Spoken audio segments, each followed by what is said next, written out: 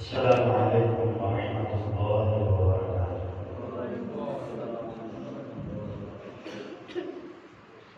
الحمد لله الحمد لله نحمده ونستعينه ونستغفره ونؤمن به ونتوكل عليه ونعوذ بالله من شرور أنفسنا ومن سيئات أعمالنا من يهده الله فلا مضل له ومن يضلل فلا هادي له أشهد أن لا إله إلا الله وحده لا شريك له وأشهد أن محمدا عبده ورسوله اللهم صل على محمد وعلى آل محمد كما صليت على إبراهيم وعلى آل إبراهيم إنك حميد مجيد اللهم بارك على محمد وعلى آل محمد كما باركت على إبراهيم وعلى آل إبراهيم إنك حميد مجيد أما بعد فإن أحسن الحديث كتاب الله وخير الهدي هدي محمد صلى الله عليه وسلم وشر الأمور محدثاتها وكل محدثة بدعة وكل بدعة ضلالة وكل ضلالة في النار قال الله تبارك وتعالى في القرآن المجيد والفرقان الحميد أعوذ بالله السميع العليم من الشيطان الرجيم يا أيها الذين آمنوا اتقوا الله حق تقاته ولا تموتن إلا وأنتم مسلمون بسم الله الرحمن الرحيم يا أيها الناس اتقوا ربكم الذي خلقكم من نفس واحدة وخلق منها زوجها وبث منهما رجالا كثيرا ونساء واتقوا الله الذي تساءلون به والأرحام إن الله كان عليكم رقيبا يا أيها الذين آمنوا اتقوا الله وقولوا قولا سديدا يصلح لكم أعمالكم ويغفر لكم ذنوبكم ومن يطع الله ورسوله فقد فاز فوزا عظيما قال الله تبارك وتعالى في مقام آخر وأما إن كان من أصحاب اليمين فسلام لك من أصحاب اليمين तमाम किस्म की तारीफात किबरियाई व बढ़ाई यकताई बढ़ियाई के तमाम कलिमात अल्लाह रब्बुल आलमीन के लिए जो हम सब का खालिक व मालिक व राज़िक है आगे तलातादात दुरूद व सलाम इमामुन नबिय्यीन वल मुरसलीन सय्यदुल अव्वलीन वल आखिरीन रहमतुल लिल आलमीन शफीउल मुज़निबीन इमामुल हरमैन वल क़िबलतैन जनाब मुहम्मद रसूलुल्लाह सल्लल्लाहु अलैहि वसल्लम के रते तस्बीर बरादर इस्लाम बुजुर्ग दोस्तों कुरान मजीद में रब ताला ने इरशाद फरमाया لقد كان لكم في رسول الله أسوة حسنة لمن كان يرجو الله واليوم الآخر وذكر الله كثيرا. جس بندے کا یہ دعویٰ ہے کہ وہ اللہ پر اور روز آخرت پر ایمان رکھتا ہے، اس بندے کے لیے رسول مکرم جناب محمد رسول اللہ صلی اللہ علیہ وسلم کی پوری زندگی نمونہ، ماڈل اور آئیڈیل ہے۔ آج کے خطبہ جمعۃ المبارک میں ہم انشاءاللہ العزیز نبی علیہ الصلوۃ والسلام کی سیرت کے ایک پہلو کو بیان کریں گے۔ وہ پہلو ہے دائیں سائڈ۔ تو اس حوالے سے چند گزارشات ہوں گی۔ اللہ رب العالمین ہمیں سن کر سنا کر عمل کرنے کی توفیق عطا فرمائے۔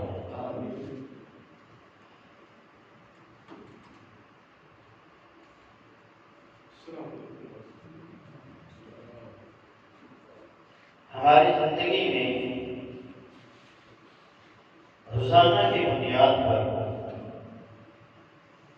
بے شمار ایسے کام ہیں جو ہم نے کرنے ہی ہوتے ہیں، لیکن اگر ہم ان کاموں میں تھوڑا سا غور و فکر کر لیں اور ان تمام کاموں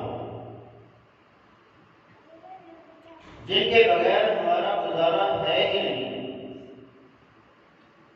ان میں رسول اللہ صلی اللہ علیہ وسلم کی سنت کو مقدر کر لیں تو یقین جانیے زندگی بھی بڑی پرسکون،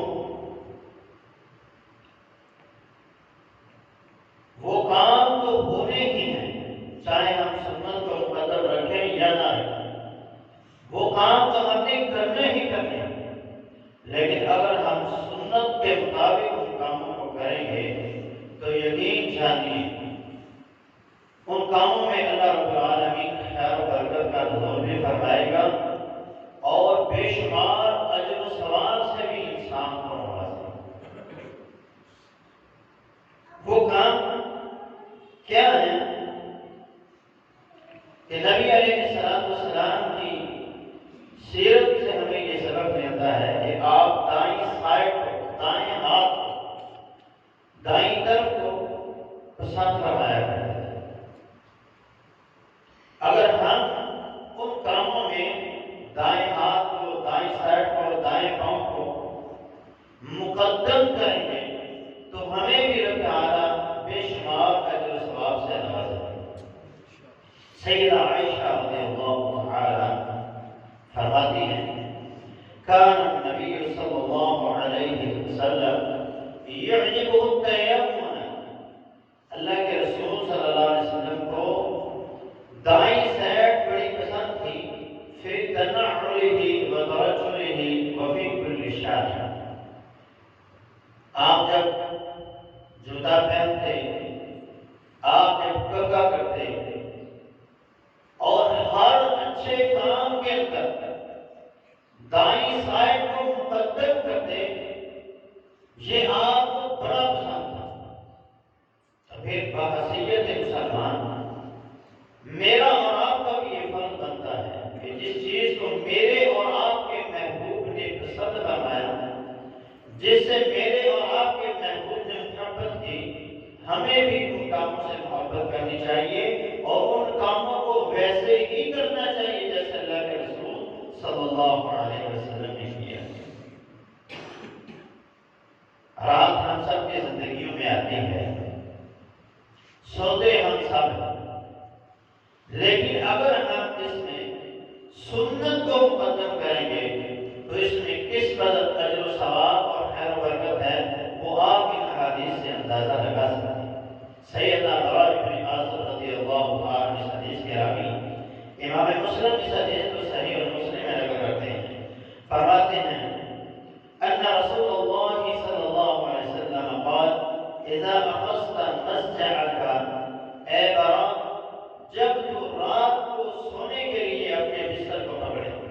اپنے بستر پر آئے فتوضا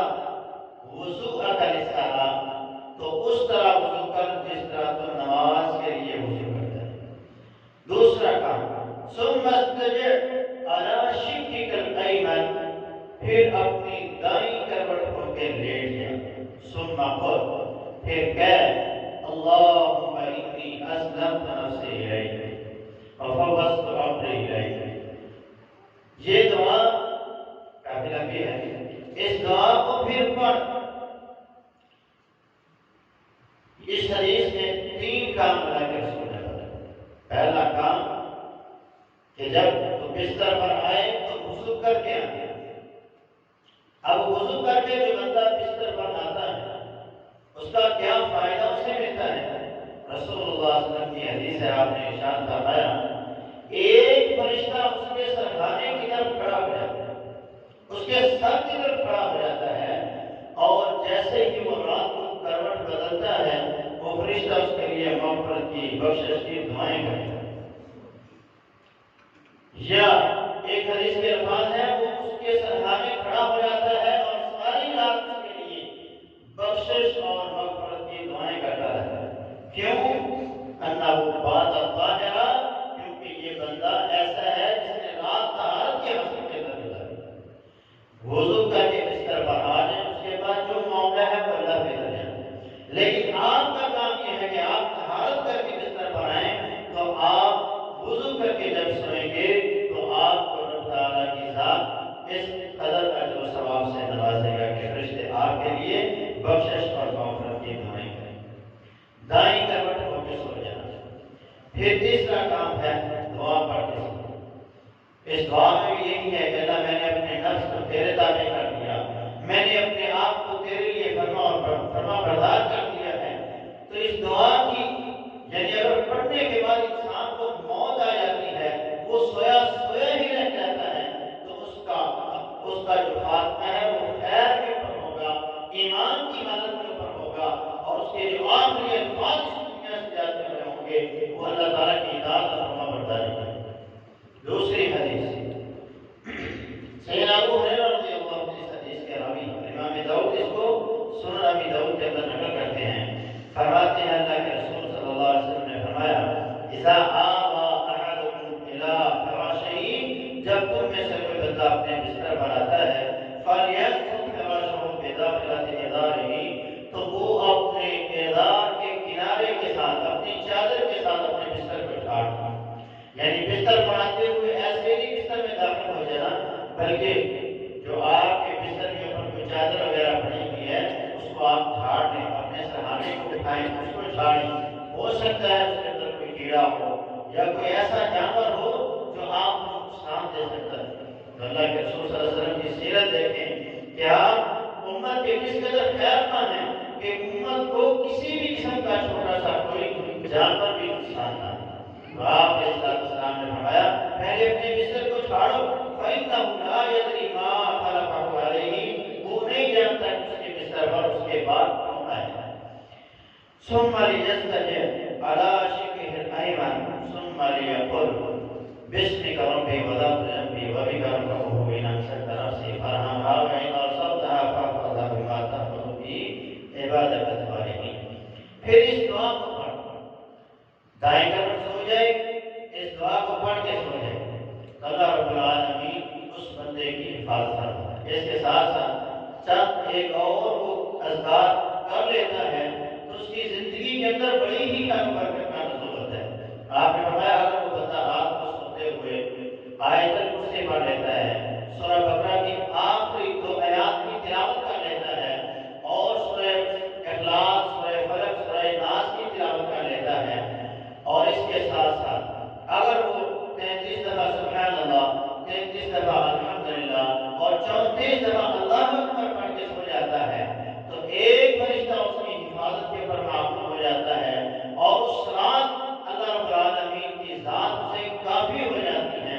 اور تیسرا فائدہ اس کو یہ نصیب ہوتا ہے کہ اس پر کسی قسم کا کوئی جادو اثر نہیں کرے گا، اس کی حفاظت فرشتے کریں گے، اللہ رب العالمین خود اس کی حفاظت کریں گے۔ اور چوتھا کام یہ ہوگا کہ دن بھر کی تمام جو تھکاوٹ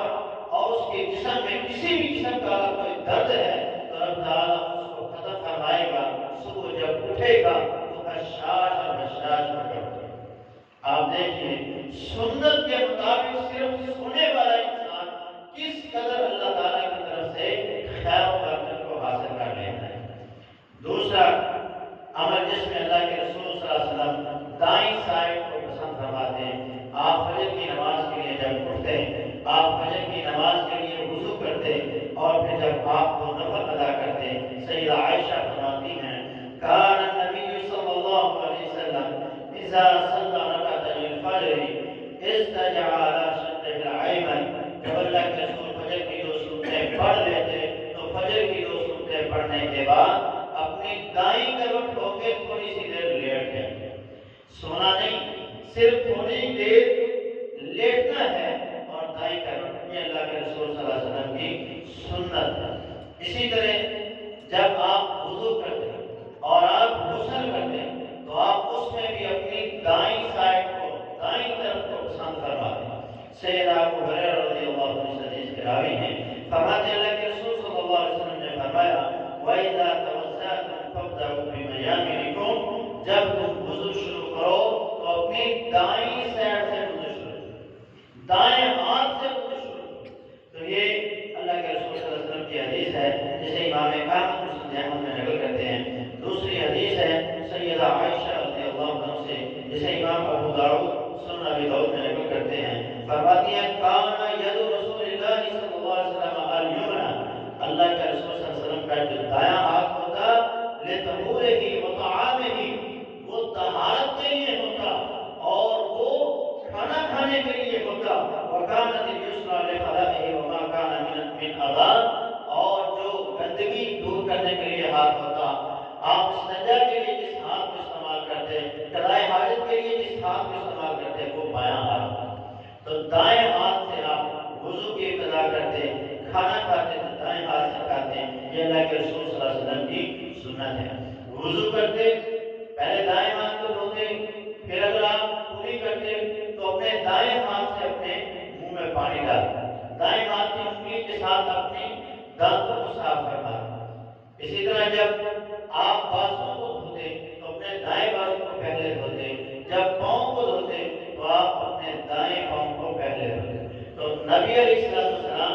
وضو کے اندر بھی دائیں سائڈ کو مقدم کرتے، دائیں سائڈ کو پہلے دھونا پسند کرتے۔ غسل نبی علیہ السلام جب فرماتے تو غسل کے اندر بھی آپ دائیں سائڈ کو بھی مقدم کرتے۔ سیدہ عائشہ رضی اللہ عنہا اس حدیث کی راویہ ہیں، فرماتی ہیں کانا رسول اللہ صلی اللہ علیہ وسلم اذا اغتسل بدأ بیمینہ فصب علیہ من الماء فغسلها، اللہ کے رسول صلی اللہ علیہ وسلم جب غسل کرنے کے لیے آتے تو پہلے اپنے دائیں ہاتھ پر پانی ڈالتے، پھر اس کو دھوتے اور اس کے بعد پھر آپ اپنے دائیں ہاتھ سے اپنے بائیں ہاتھ پر پانی ڈالتے اور اس کے ساتھ پھر آپ اپنی شرم کا دھوتے، آپ استنجا کرتے۔ تو پہلے اللہ کے رسول دائیں ہاتھ کو دھوتے اور اس کے بعد پھر آپ بائیں ہاتھ سے استنجا کرتے، اور جب سر پہ پانی ڈالنا ہوتا تو پھر بھی آپ اپنے سر کی دائیں سائڈ پر پانی ڈالتے۔ مسلم کی حدیث ہے جس میں آپ نے سر میں پانی ڈالنے کی اس عمل کو بیان فرمایا، فَأَخَذَ بِكَفِّهِ بَدَأَ بِشِقِّ رَأْسِهِ الْأَيْمَنِ، آپ اپنے دائیں ہاتھ سے دائیں ہاتھ کی پھیلی میں پانی لیتے اور پھر آپ اس کو اپنے سر کی دائیں سائڈ پر ڈالتے اور پھر آپ بائیں سائڈ پر ڈالتے۔ تو ابتدا اللہ کے رسول دائیں سائڈ سے کرتے، اور اسی طرح جب سر پہ پانی ڈالنے کی باری آتی یا جسم کو دھونے کی باری آتی تو دائیں سائڈ کو پہلے دھوتے، پھر بائیں سائڈ کو آپ دھوتے۔ میت کو غسل دیتے وقت بھی اللہ کے رسول صلی اللہ علیہ وسلم نے حکم دیا کہ دائیں سائڈ کو بھی مقدم کیا جائے۔ ام عطیہ رضی اللہ تعالیٰ عنہ اس حدیث کی راویہ ہیں، وہ فرماتی ہیں اللہ کے رسول صلی اللہ علیہ وسلم کی بیٹی کو ہم غسل دینے لگی تو اللہ کے رسول صلی اللہ علیہ وسلم نے ہمیں فرمایا ابدأنا بمیامنہا ومواضع الوضوء منہا، اس کی دائیں سائڈ سے غسل کی ابتدا کرنی ہے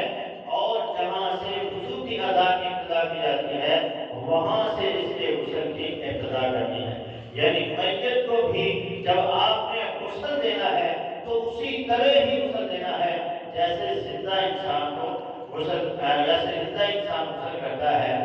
جیسے زندہ انسان کے لیے غسل ہے ویسے ہی میت کے لیے بھی غسل ہے کہ اس کو پہلے استنجا کروایا جائے، پھر اس کو جیسے وضو کرتے ہیں اس کو وضو کروایا جائے، اور پھر جب اس کے ہم سر کے اوپر پانی ڈال لیں گے اس کے بعد پھر ہم اس کی دائیں سائڈ کو دھوئیں گے، بائیں سائڈ کو دھوئیں گے اور اس کے بعد اس کے پاؤں کو دھوئیں گے، تو یہ ایک دفعہ غسل ہو جائے گا۔ تو میت کو 3 دفعہ 5 دفعہ یا گندگی یا کسی قسم کی اگر کوئی نجاست محسوس ہوتی ہے تو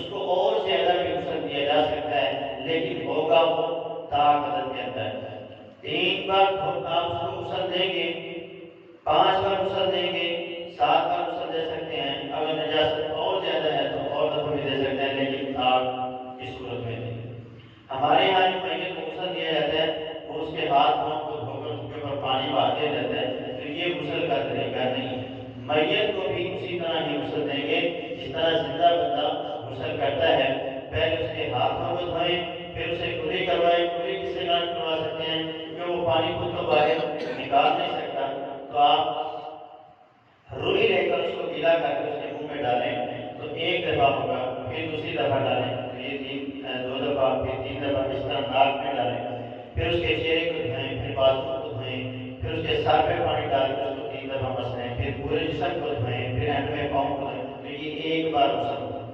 اسی طرح آپ نے 3 بار اس کو غسل دیں۔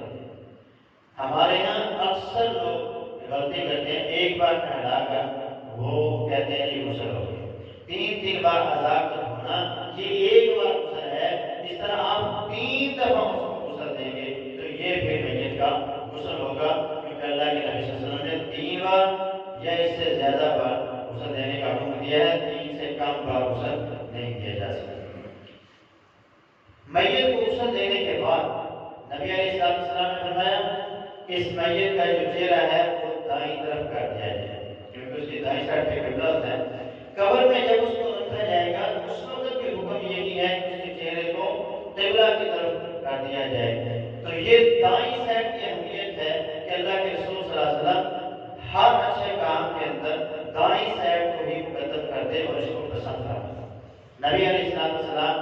جب بال کٹوانے کے لیے حجام کے پاس جاتے ہیں یا اس سے بال کٹواتے ہیں تو آپ اس سے یہ بات کہتے کہ دائیں سائڈ سے شروع، حجام کی دائیں سائڈ نہیں بلکہ جو بال کٹوا رہا ہے اس کی دائیں سائڈ، اور اس کی دائیں سائڈ یہ والی ہوتی ہے، یہاں سے وہ پہلے شروع کروائے گا اور پھر دوسری سائڈ سے اوپر سے نیچے سے سائڈوں سے جو وہ بال کو اپنے کٹوائے گا۔ اس حدیث کو بیان کرنے والے سیدنا انس ہیں، فرماتے ہیں کہ وہاں اللہ کے رسول صلی اللہ علیہ وسلم کے ساتھ جمرہ عقبہ کو ہم نے کنکریاں ماری، یعنی حج سے اگلے دن جب قربانی ہوتی ہے تو ہم نے پہلے دن جب جمرہ عقبہ کو کنکریاں ماری تو اس کے بعد ہم مینا میں آئے تو اللہ کے رسول صلی اللہ علیہ وسلم نے اپنی قربانی کو نحر کیا اور پھر آپ نے حجام کو بلوایا اور اس کو کہا کہ یہاں سے شروع کرو، اور آپ نے پھر اس سے کہا خذ واشار الی جانبہ الایمن، آپ نے اپنی دائیں سائڈ کی طرف اشارہ کر کے کہا کہ یہاں سے بال کاٹنا شروع کرو، ثم الایسر، پھر بائیں سائڈ سے کروایا، ثم جعل یعطیہ الناس، پھر جب آپ نے اپنے بالوں کو منڈوا لیا تو پھر آپ نے اپنے وہ سارے بال جو تھے وہ لوگوں میں بطور تبرک جو تھے تقسیم فرمایا۔ تو یہ نبی علیہ السلام کی سنت ہے کہ جب آپ بال کٹوائیں گے تو اپنی دائیں سائڈ سے اپنے بال کو کٹوانا شروع کریں۔ بال ہے، آپ نہائیں گے، نہانے کے بعد ظاہر ہے آپ کنگھی کریں گے، تو کنگھی کرنے میں بھی اللہ کے رسول صلی اللہ علیہ وسلم دائیں سائڈ کو پسند فرمایا کرتے تھے۔ یہ عائشہ فرماتی ہیں قال نبی صلی اللہ علیہ وسلم یعجبہ التیمم فی تنقلہ وترجلہ، آپ جوتا پہننے میں اور کنگھی کرنے میں دائیں سائڈ کو پسند کرتے ہیں۔ نبی علیہ السلام کے مانگ نکالنے کا طریقہ یہ تھا کہ آپ ناک کی سیر سے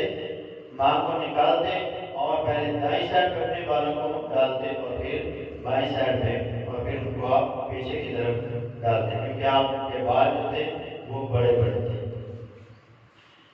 جوتا پہننے میں اللہ کے رسول صلی اللہ علیہ وسلم، جیسے کہ آپ نے ابھی اس حدیث میں فرمایا کہ آپ کو جوتا پہننے میں اور کنگھی کرنے میں دائیں سائڈ آپ کو پسند تھی۔ ابو ہریرہ رضی اللہ عنہ اس حدیث کے راوی ہیں، وہ فرماتے ہیں آپ نے فرمایا اذا انتهى احدكم فليبدا بالیمین، جب تم میں سے کوئی بندہ جوتے کو پہنے تو اس کو چاہیے کہ وہ دائیں پاؤں سے ابتدا کرے، واذا نزع فليبدا بالشمال، اور جب وہ اپنے جوتے کو اتارتا ہے تو اس کو چاہیے کہ وہ پہلے بایاں پاؤں اتارے اور اس کے بعد دایاں پاؤں اتارے۔ اور ایک حدیث جس میں آپ نے یہ بات بڑے شور سے فرمائی، وہ آپ نے فرمایا من کان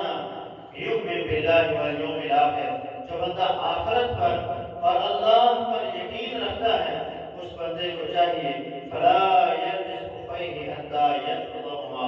وہ اس وقت تک اپنے جوتے کو، اپنے موزے کو، اپنی جراب کو مت پہنے جب تک انہیں جھاڑ نہ لے۔ تو جوتا پہننے سے پہلے جوتے کو ہمیشہ جھاڑ لیا کریں۔ ہو سکتا ہے اس میں کسی قسم کا کوئی موذی جانور یا موذی پرندہ اس کے اندر چلا گیا ہو، موذی کیڑا اس کے اندر کو چلا گیا ہو، جو آپ جوتا پہنے تو آپ کو وہ کاٹ لے اور آپ کو اس کی تکلیف۔ کیونکہ نبی علیہ السلام ایک دفعہ جوتا پہننے لگے تھے، موزہ پہننے لگے تھے، ایک کوا ہے اور اس کبے نے آپ کے ہاتھ سے وہ جوتا، آپ کا موزہ جو تھا وہ چھین لیا اور تھوڑا سا آگے کر کے اس کو پھینک دیا۔ جب آپ نے دیکھا کہ اس میں سے ایک سانپ کا بچہ باہر نکلا، نبی علیہ السلام کو اس وقت فرمایا کہ جو بندہ اللہ پر و آخرت پر ایمان رکھتا ہے اس کو چاہیے کہ وہ جوتا جھاڑ کر رہے۔ آپ سنت پر عمل کریں گے تو آپ کے لیے خیر ہی خیر ہے اور اس کے اندر برکت ہی برکت ہے۔ اس لیے نبی علیہ السلام کی ہر وہ کام جو آپ نے کیا ہے، یہ کام تو ہم نے کرنے ہی ہیں۔ جوتا بھی ہم نے پہننا ہے، اتارنا بھی ہے، ہم نے کنگا بھی کرنا ہے، نہانا بھی ہے، بالوں کو بھی کٹوانا ہے، یہ سارے کام ہم نے کرنے ہی کرنے ہیں۔ اور اگر ہم انہیں سنت کے مطابق کریں گے تو اس کے اندر خیر و برکت بھی ہے، اجر و ثواب بھی ہے اور اللہ تعالیٰ کی رضا اور اس کی خوشی بھی۔ اس کے بعد لباس ہے، لباس بھی ہم نے پہننا ہے۔ قمیض پہننی ہے آپ نے تو آپ اس میں پہلے اپنے دائیں بازو کو داخل کریں۔ آپ نے شلوار پہننی ہے، پینٹ پہننی ہے، ٹروزر پہننا ہے تو پہلے آپ اپنے دائیں پاؤں کو داخل کریں۔ رسول اللہ صلی اللہ علیہ وسلم کی حدیث ہے، سیدنا ابو ہریرہ رضی اللہ عنہ حدیث کے راوی ہیں، امام احمد مسند احمد میں سے حدیث کو نقل کرتے ہیں، آپ فرماتے ہیں اذا لبستم واذا توضأتم فابدؤوا بمیامنکم، جب تم لباس پہنو اور وضو کرنے کے لیے کھڑے ہو تو پہلے اپنی دائیں سائڈ سے شروع کرو۔ اللہ کے رسول صلی اللہ علیہ وسلم کا عمل کیا تھا؟ سیدنا ابو ہریرہ رضی اللہ عنہ فرماتے ہیں کانا اذا لبس قمیصا، جب اللہ کے رسول صلی اللہ علیہ وسلم قمیص پہنتے تو آپ بدا میں میامنہ، دائیں سائڈ سے ابتدا کریں۔ کھانا کھانا ہے، ہم میں سے ہر بندہ کھانا کھاتا ہے، صبح کو کھاتا ہے، دوپہر کو کھاتا ہے، شام کو کھاتا ہے، پیتا بھی ہے، ہر کام کرتا ہے، دن میں کئی بار کرتا ہے۔ اگر ہم یہ کام سنت کے مطابق کریں گے تو اس کے اندر بڑی ہی خیر و برکتیں ہیں۔ اللہ کے رسول صلی اللہ علیہ وسلم کھانا کھانے میں دائیں سائڈ کو پسند فرماتے ہیں، دائیں ہاتھ سے کھانے کو پسند فرماتے ہیں۔ سیدنا عمر بن ابی سلمہ رضی اللہ عنہ فرماتے ہیں کہ میں بچہ تھا، چھوٹی عمر تھی تو میں اللہ کے رسول صلی اللہ علیہ وسلم کے ساتھ کھانا کھا رہا، جس طرح بچے ہمارے ساتھ کھانا کھاتے ہیں اس طرح وہ بھی اللہ کے رسول صلی اللہ علیہ وسلم کے ساتھ ایک مجلس میں بیٹھے کھانا کھا رہے تھے کہ وہ فرماتے ہیں کہ میرا ہاتھ کبھی اللہ کے رسول کے آگے، کبھی کھانے کے درمیان میں، کبھی اس کے آگے، کبھی اس کے آگے، جس طرح کوئی بوٹی وغیرہ پلیٹ کے اندر نظر آتی ہے تو بندہ کھا لیتا ہے۔ اللہ کے رسول صلی اللہ علیہ وسلم نے عمر بن سلمہ سے فرمایا یا غلام سم اللہ، جب بھی کھانا ہے اللہ کا نام لے کر کھانا ہے، وقل بیمینک، اپنے دائیں ہاتھ سے کھانا ہے، وقل مما یلی، اور وہاں سے کھانا ہے جو تمہارے آگے سے۔ کھانے کے 3 اصول اللہ کے رسول صلی اللہ علیہ وسلم نے یہاں سمجھائے کہ جب بھی کھانا ہے اللہ کا نام لے کر کھانا ہے، بسم اللہ پڑھ کر کھانا ہے اور اپنے دائیں ہاتھ سے کھانا ہے، بائیں ہاتھ سے نہیں کھانا، اور اپنے آگے سے کھانا ہے، کسی دوسرے کے آگے سے چیز کو نہیں کھانا۔ آپ نے حکم دیا باقاعدہ اور فرمایا اذا اکل احدکم فلیأکل بیمینہ، جب تم میں سے کوئی بندہ بھی کھانا کھانے کے لیے بیٹھتا ہے تو اس کو چاہیے کہ وہ اپنے دائیں ہاتھ سے کھائے۔ وَإِذَا شَرِبَ فَلْيَشْرَبْ بِيَمِينِهِ، اور جب وہ پیتا ہے تو اس کو چاہیے کہ وہ اپنے دائیں ہاتھ سے پیے۔ فَإِنَّ الشَّيْطَانَ يَأْكُلُ بِشِمَالِهِ وَيَشْرَبُ بِشِمَالِهِ، کیونکہ شیطان جو ہے وہ بائیں ہاتھ سے کھاتا ہے اور بائیں ہاتھ سے ہی پیتا ہے۔ ایک مومن کا کام یہ ہے کہ وہ اپنے دائیں ہاتھ سے کھائے اور دائیں ہاتھ سے ہی۔ ہمارے یہاں یہ فیشن آ چکا ہے کہ وہ بائیں ہاتھ سے کھانا، بائیں ہاتھ سے پینا فیشن سمجھتے ہیں، اور دائیں ہاتھ سے کھانا وہ کہتے ہیں یہ پیٹوں کا کام ہے۔ نہیں، یہ یہ اللہ کے رسول صلی اللہ علیہ وسلم کی سنت ہے، سنت کے مطابق آپ کھائیں گے پیئیں گے تو اس کے اندر برکت ہے، برکت ہے۔ رسول اللہ صلی اللہ علیہ وسلم ایک جگہ سے گزرے، آپ نے دیکھا کہ ایک بندہ اپنے بائیں ہاتھ سے کھا رہا تھا، تو آپ نے فرمایا قل بیمینی، اپنے دائیں ہاتھ سے کھاؤ۔ تو اس نے کہا لا استطیع، میں اس کی طاقت ہی نہیں رکھتا کہ میں اپنا دائیں ہاتھ سے کھا سکوں۔ آپ نے فرمایا لستطعت، اللہ تیرے دائیں ہاتھ کی جو طاقت ہے اس کو صرف کر، تجھے کبھی یہ طاقت نصیب ہی نہ ہوئی۔ صحابہ فرماتے ہیں اس کے بعد ہم نے اس کو دیکھا کہ وہ پوری زندگی میں اپنا دایاں ہاتھ اپنے منہ تک نہیں لا سکتا۔ سنت پر عمل کریں اور کبھی بھی کسی بھی سنت کا استہزاء اور مذاق نہ کریں۔ جب بھی آپ سے یہ کام کہا جائے، کوئی یہ آپ کو یہ چیز سمجھاتا ہے کہ یہ سنت ہے، تو آپ سنت والے کام کو ترجیح دیں، سنت کو پسند کریں، کیونکہ وہ ہمارے محبوب کی پسند ہے، وہ اللہ کے رسول کی پسند ہے۔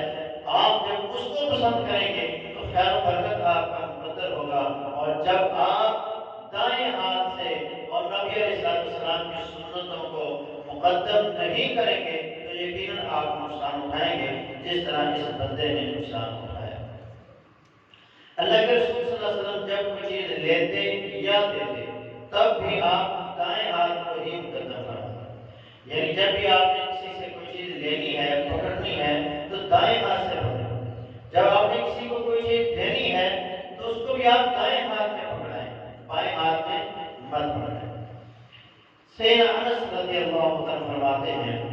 کہ ہم اللہ کے رسول صلی اللہ علیہ وسلم کے پاس تھے کہ ایک دودھ کا پیالہ لایا گیا، فشاری بنی ہوئی، اللہ کے رسول صلی اللہ علیہ وسلم نے اس دودھ میں سے تھوڑا سا آپ نے پی لیا، وہیں یہ ساتھ ہی ابو بکر وہیں یمین ہی آرابی، آپ کی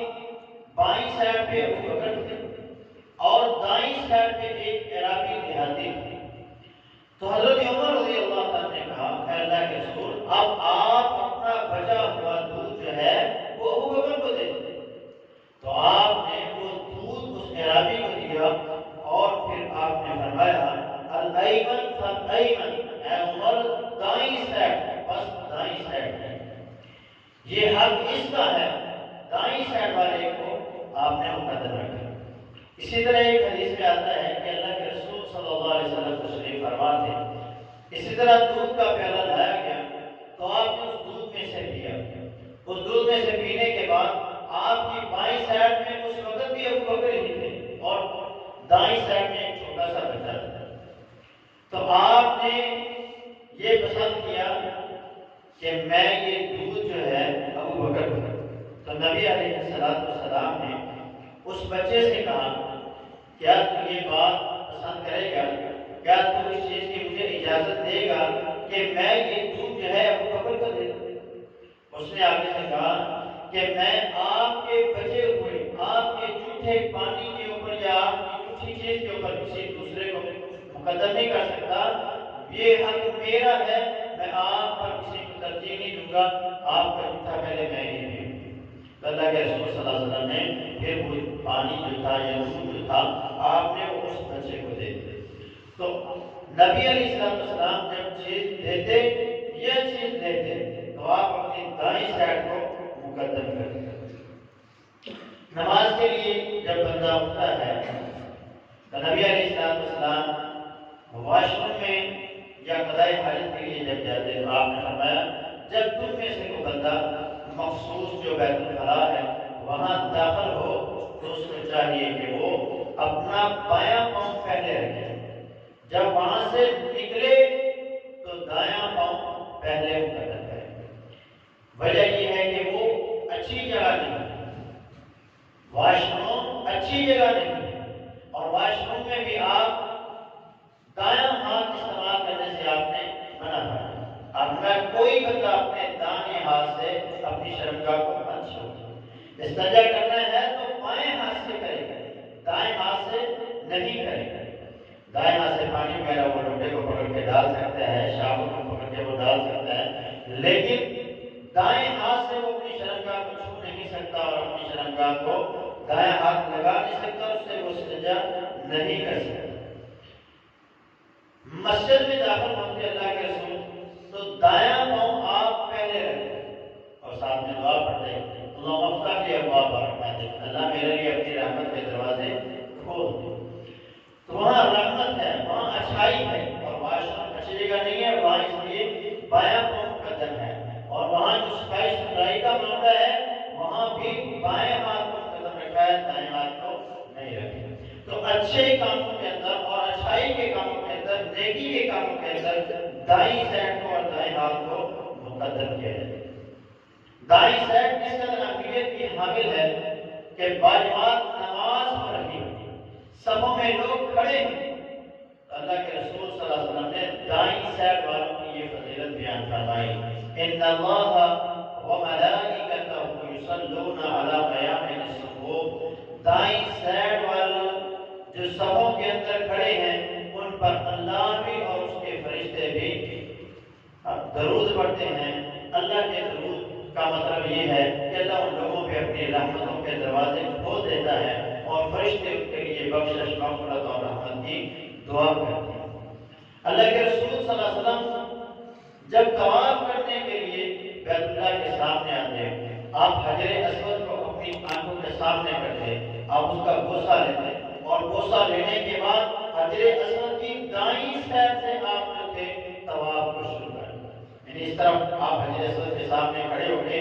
اس طرف سے آپ نے طواف کیا۔ جس طرح آپ لوگ دیکھتے ہیں کہ جب آپ جاتے ہیں تو حجر اسود کو چھونے کے بعد یا بوسہ لینے کے بعد لوگ اس طرح طواف کرتے ہیں۔ تو یہ دائیں سائڈ کو اللہ کے رسول صلی اللہ علیہ وسلم نے مقدم کیا ہے اور آپ نے اس کی اہمیت اور فضیلت کو بیان کیا۔ دنیا میں آپ دائیں سائڈ کو اللہ کے رسول صلی اللہ علیہ وسلم کی سنتوں کو مقدم کرتے رہے، فائدہ کیا ہوگا؟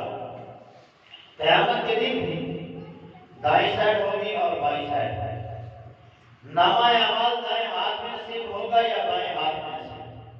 اللہ رب العالمین قرآن مجید میں ارشاد فرماتا ہے فَسَلَامٌ لَكَ مِنْ أَصْحَابِ الْيَمِينِ، کیسے خوش نصیب ہیں وہ لوگ کہ جو دائیں سائڈ والے ہوں گے، ان پر اللہ کی طرف سے سلام بھیجا جائے گا، ان پہ سلام پڑھا جائے گا، فرشتے بھی انہیں سلام کہیں گے اور اللہ کی طرف سے بھی انہیں سلام کہا جائے گا، اور ایسے لوگوں کا